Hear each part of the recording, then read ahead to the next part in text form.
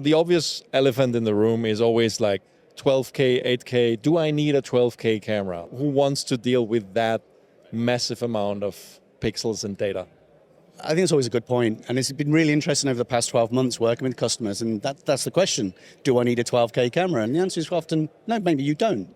But what we've built here is a camera system with the PYXIS 12K, with that 12K sensor, probably one of the most advanced 4K camera systems on the market.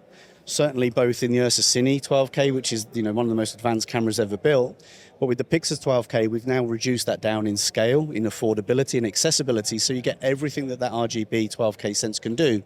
But approach it from a 4K production point of view.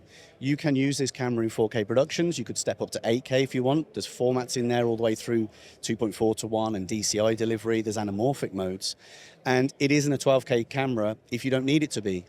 12K, we've seen people shoot in for VFX, for photogrammetry, for wildlife, so they can pan and scan in wide resolution.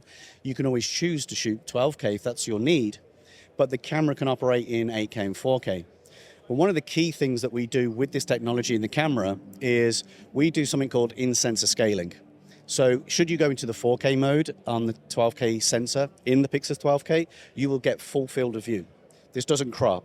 So compared to other camera systems at this price, at this size, which might have a function where they have to crop in on the sensor, we keep the full width and the full field of view of your lens. Your lens characters will look the same as it would at full sensor.